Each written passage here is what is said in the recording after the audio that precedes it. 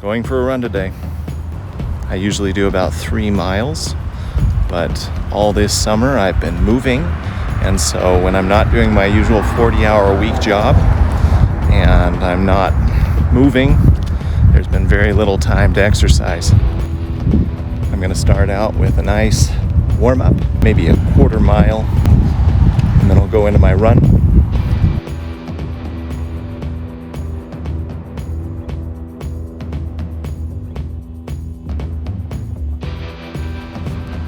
Not actually sure if I'm done with my warm-up, but we're gonna go for a run now.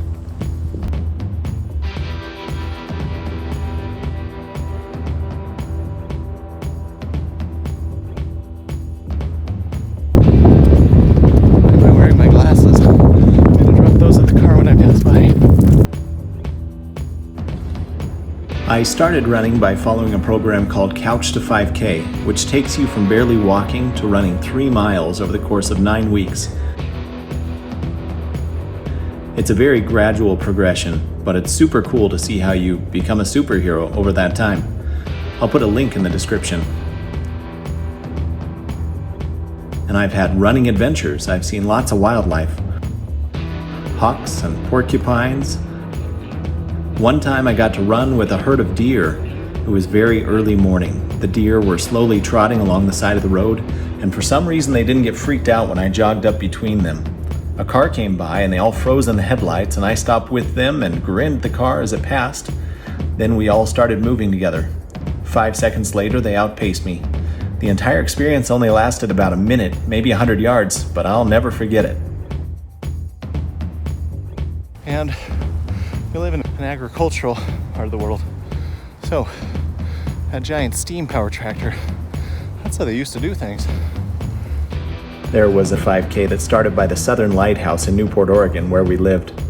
I rode my bike to the venue, about 3 miles, and when I arrived, I discovered that I had lost the check somewhere along the way for my entrance fee. I jumped back on my bike and raced up the highway. I spotted it about 1.5 miles, so almost the exact middle of my ride. I grabbed it and made it back just in time to start the race with the other runners. There was this young kid, about 20 maybe, and every time I got close to him, he would look back and then sprint ahead. After 5 or 6 cycles of this, he ran out of steam. And when I finally passed him, he just kind of nodded, a modern day version of the tortoise and the hare. May not look like much, but that is an excellent hill for sledding. We get a lot of snow around here. Before you say that running is hard or that it's boring, first of all, know you're right. It can be very hard work and it can be very repetitive. But it's a great time to listen to audiobooks or podcasts and just zone out. Sometimes I get into a Zen-like trance and don't realize how much time is passing, and I don't think about moving my feet even. I just lose myself in the motion. I think I'm done. Time for a cool down walk.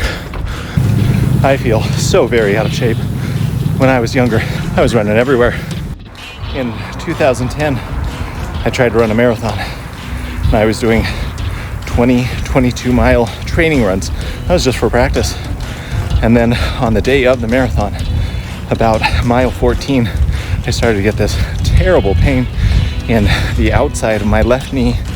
Now, that's a common injury, and like an idiot, I decided I was going to continue to run no matter what. I was going to hit that finish line. That was a very stupid thing to do.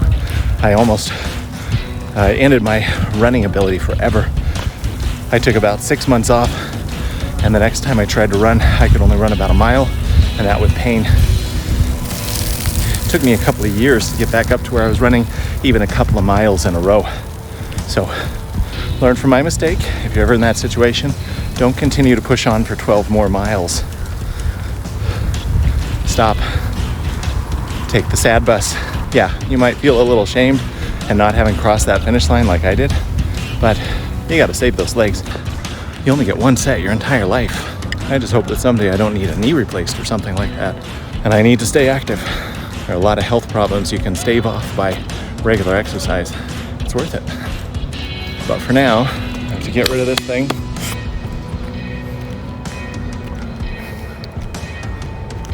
I'm about to go have a great day. You guys go have a good day too.